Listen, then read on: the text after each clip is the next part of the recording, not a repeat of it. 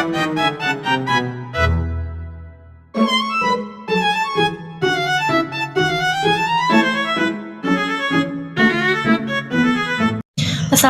warahmatullahi wabarakatuh.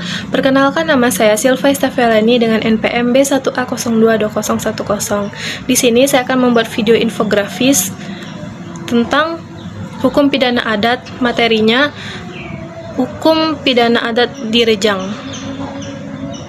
Baiklah, kita masuk penjelasan pertama, yaitu tentang bemaling.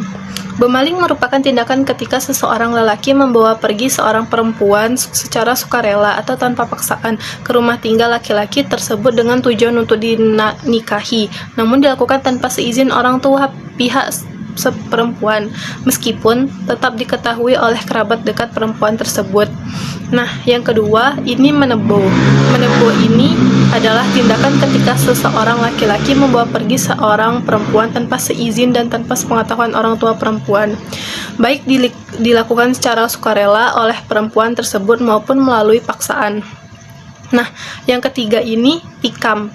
Tikam ini adalah perbuatan yang dilakukan oleh seseorang baik secara sengaja maupun tidak sengaja dengan cara menusuk, menebas, atau mengayunkan senjata tajam ke arah tubuh orang lain. Tindakan ini bisa terjadi dalam situasi perkelahian. Baiklah, selanjutnya itu adalah samun. Samun adalah tindakan seseorang yang mengambil harta milik orang lain secara paksa, baik saat berada di dalam rumah maupun di luar rumah.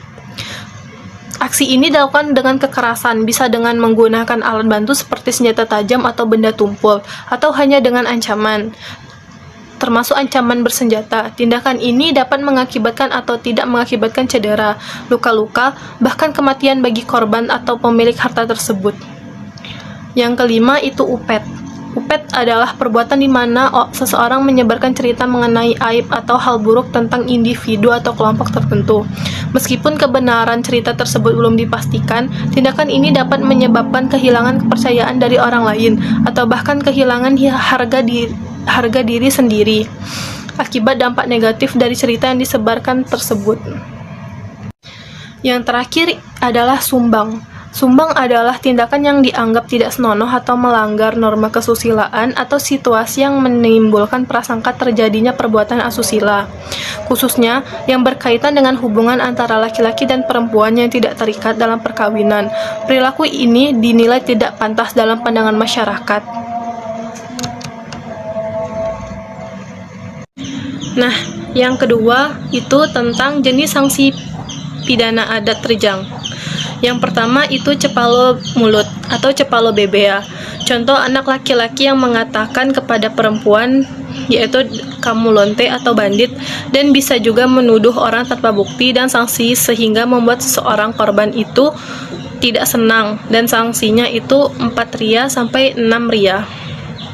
Dan yang kedua itu cepalo mato atau mengimbang. Contoh, mengintip orang dari balik dinding atau mengintip perempuan mandi, berpakaian, dan buang air besar, sehingga membuat korban tidak senang dan didenda dengan 1 ria hingga 3 ria.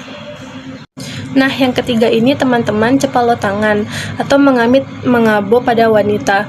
Contoh, memegang tangan, payudara, dan atau menepuk bagian tubuh anak gadis orang atau istri orang, sehingga membuat seorang korban tidak senang, didenda dengan 3 rupiah hingga 6 rupiah.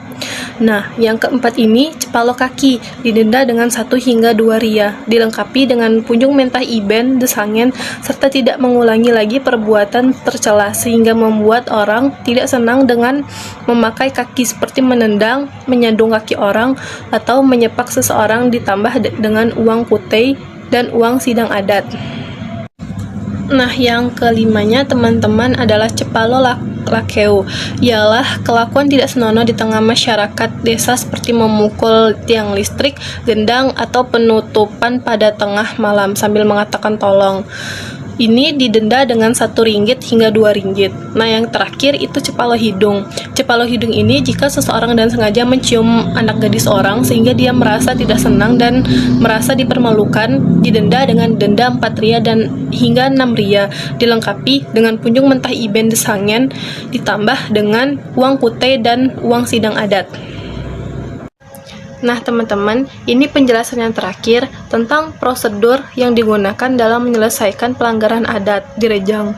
Nah, prosedur dalam menyelesaikan pelanggaran adat di Rejang ini yaitu pelanggaran norma adat Rejang ini dibagi dalam beberapa tahap, yaitu penyelesaian tingkat keluarga dan penyelesaian melalui musyawarah adat Kutei yang dipimpin oleh Tuwei-Tuwei Kutei yang kemudian dikuatkan oleh kepala desa Kutei atau Ginde atau Depati.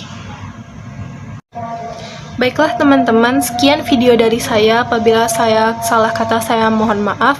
Wabillahi taufiq wal hidayah. Wassalamualaikum warahmatullahi wabarakatuh.